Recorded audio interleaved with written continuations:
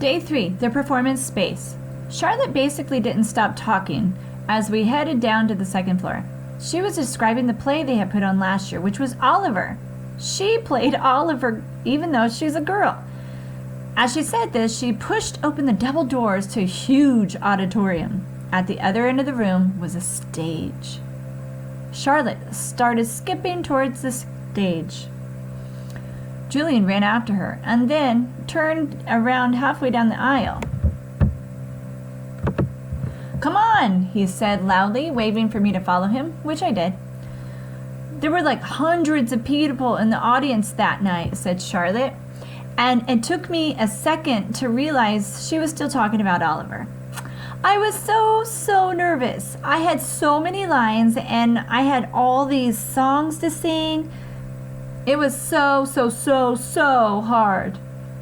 Although she was talking to me, she really didn't look at me much.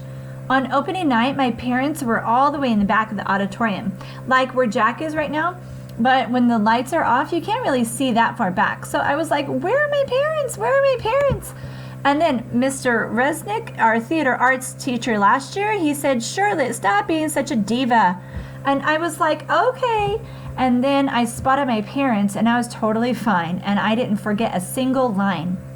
While she was talking, I noticed Julian staring at me out of the corner of his eye.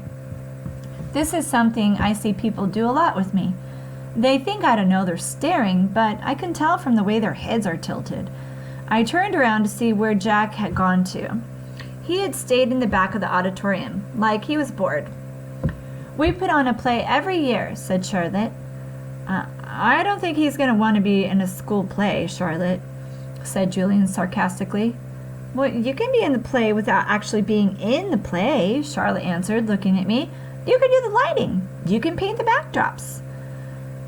"Oh, yay, whoopee," said Julian, twirling his finger in the air. "But you don't have to take theater arts elective if you don't want to," Charlotte said, shrugging. "There's a dance or choir or band, and there's leadership." "Only dorks take leadership," Julian interrupted. "I'm taking the science elective," I said. "Cool," said Charlotte. Julian looked directly at me. "The science elective is supposedly the hardest elective at all," he said. Or of all, he said. "No offense, but I mean, if you've never ever been in a school before, why do you think you're suddenly going to be smart enough to take the science elective? I mean, have you ever even studied science before, like real science? Not like the kind that you do in like kits?" "Yeah," I nodded. "He was homeschooled, Julian," said Charlotte. "So teachers came to his house?" asked Julian, looking puzzled. "No, his mother taught him," answered Charlotte. "Well, is she a teacher?" Julian said. "I don't know. Is your mother a teacher?" Charlotte asked me. "No," I said. "She's not a real teacher," So she's not a real teacher, said Julian, as if that proved his point. "Well, that's what I mean. How can someone who's not a real teacher actually teach science?" "I'm sure you'll do fine," said Charlotte, looking at me. "Let's just go to the library now," Jack called out, sounding really bored. "Why is your hair so long?" Julian said to me. He sounded like he was annoyed. I didn't know what to say, so I just shrugged. "Can I ask you a question?" he said. I shrugged again. Didn't he just ask me a question? "What's the deal with your face? I mean, were you in a fire or something?" "Julian, that's so rude," said Charlotte. "I'm not being rude," said Julian. "I'm just asking a question. Mr. Tushman said we could ask questions if we wanted to." "Not rude questions like that," said Charlotte. "Besides, he was born like that. That's what Mr. Tushman said. You just weren't listening." "I was so listening," said Julian. "I just thought maybe he was in a fire too." "Geez, Julian," said Jack, "just shut up." "What, you shut up," Julian yelled. "Come on, August," said Jack. "Let's just go to the library already." I walked toward Jack and followed him out of the auditorium. He held the double doors open for me, and as I passed by, he looked at me right in the face, kind of daring me to look back at him, which I did. Then I actually smiled. I don't know. Sometimes when I have the feeling like I'm almost crying, it can turn into an almost laughing feeling.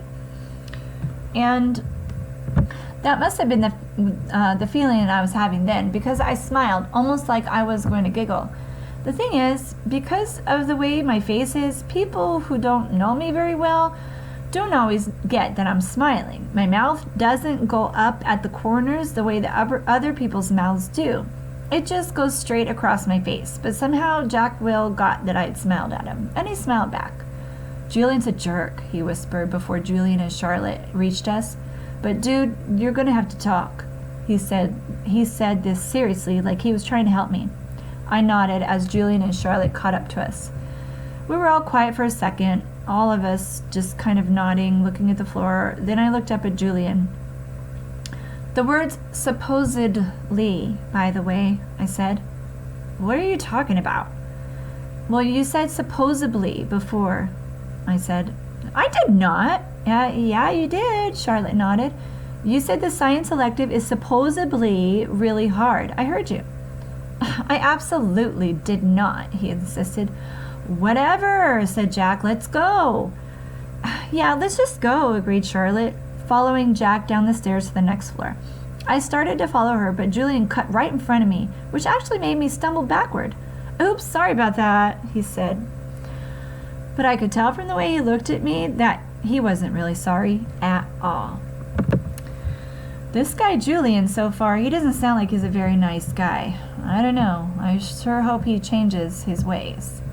This next section is called The Deal. Mom and Mr. Tushman were talking when we got back to the office. Mrs. Garcia was the first to see us come back, and she started smiling her shiny smile as we walked in. "So, August, what did you think? Did you like what you saw?" she asked. "Yeah," I nodded, looking over at Mom. Jack, Julian, and Charlotte were standing by the door, not sure where to go or if they were still needed. I wondered what else they'd been told about me before they met me. "Did you see the baby chick?" Mom asked me. As I shook my head, Julian said, "Are you talking about the baby chicks in science? Those get donated to a farm at the end of every school year." "Oh," said Mom, disappointed. "But they hatch new ones every year in science," Julian added, "so August will be able to see them again in the spring." "Oh, good," said Mom, eyeing me. "They were so cute, August. I wish you wouldn't talk to me like I was a baby in front of other people." "So, August," said Mr. Tushman, "did these guys show you around enough, or do you want to see more? I realize I forgot to ask them to show you the gym." "Oh, we did anyways, Mr. Tushman," said Julian. "Well, excellent," said Mr. Tushman. "And I told him about the school play and some of the electives," said Charlotte. "Oh, no," she said suddenly, "we forgot to show him the art room." "Well, that's okay," said Mr. Tushman. "But we can show it to him now," Charlotte offered. Well, don't we have to pick up Via soon?" I said to Mom. That was our signal for my telling Mom if I really wanted to leave. "Oh, you're right," said Mom, getting up. I could tell she was pretending to check the time on her watch. "I'm sorry, everybody. I lost track of time. We have to go pick up my daughter up at her school. She's taking an unofficial tour today." This part wasn't a lie, that Via was checking out her new school today. The part that was a lie was that we were picking her up at school, which we weren't. She was coming home with Dad later. "Oh, well, where does she go to school?" asked Mr. Tushman, getting up. "Oh, she started at Faulkner High this fall." "Wow, that's not an easy school to get into. Good for her." "Well, thank you," said Mom, nodding. "I'll be a bit of a scalp, though. The A train down to 86th, then the crosstown bus all the way to the east side. Takes an hour that way, but it's just about a 15-minute drive, so it'll be worth it. I know a couple of kids that go to Faulkner, and I love it," said Mr. Tushman. "We really should go, Mom," I said, tugging at her pocketbook. We said goodbye kind of quickly after that. I think Mr. Tushman was a little surprised that we were leaving so suddenly, and then I wondered if he would blame Jack and Charlotte, even though it was really only Julian who had made me feel kind of bad. Everyone was really nice, I made sure to tell Mr. Tushman before we left. "I look forward to having you as a student," said Mr. Tushman, patting my back. Bye, I said to Jack, Charlotte, and Julian, but I didn't look at them or look up at all until I left the building. Home. As soon as we had walked at least half the block from the school, Mom said, "How did it go? Did you like it?" "Not yet, Mom. When we get home," I said. The moment we got inside the house, I ran up to my room and threw myself under the bed. I could tell Mom didn't know what was up, and I guess I really didn't either. I felt very sad and a tiny bit happy at the exact same time. Kind of like that laughing, crying feeling all over again. My dog Daisy followed me into the room, jumped up on the bed, and started licking me all over my face. "Oh, who's a good girlie?" I said in my dad voice. "Who's a good girlie?" "Is everything okay, sweetness?" Mom said. She wanted to sit down beside me, but Daisy was hogging the bed. "Excuse me, Daisy." She sat down, nudging Daisy over. "Were those kids not nice to you, Augie?" "Oh no," I said, only half lying. "Oh, they were okay." "But were they nice? Mr. Tushman went out of his way to tell me what sweet kids they are." "Uh-huh," I nodded. But I kept looking at Daisy, kissing her on the nose and rubbing her ear until her back leg did that little flea scratch shake. "That boy Julian seems especially nice." "Oh no, he was the least nice. I liked Jack though. He was nice. I thought his name was Jack Will, but it's just Jack." Wait, maybe I'm getting them confused. Which one was the one with the dark hair that brushed forward? Julian. And he wasn't nice? No, not nice. Oh. She thought about this for a second. Okay, so is he the kind of kid who's one way in front of grown-ups and another way in front of kids? Let me pause right there for a second, guys. You know some people like that? Where they act like they're, all nice and everything around the adults or teachers or parents, and then when no adult is around, they act a completely different way. Yeah, those are the ones to look out for. Make sure that's not you. Okay, going back. Yeah, I guess. Ugh, hate those, she answered, nodding. He was like, "So August, what's the deal with your face?" I said, looking down at Daisy the whole time. "Were you in a fire or something?" Mom didn't say anything when I looked at her. I could tell she was completely shocked. He didn't say it in a mean way, I said quickly. He was just asking. Mom nodded. "But I really like Jack," I said. He was like, "Shut up, Julian." And Charlotte was like, "You're so rude, Julian." Mom nodded again. She pressed her fingers on her forehead like she was pushing against a headache. "I'm so sorry, Augie," she said quietly. Her cheeks were bright red. "No, it's okay, Mom, really.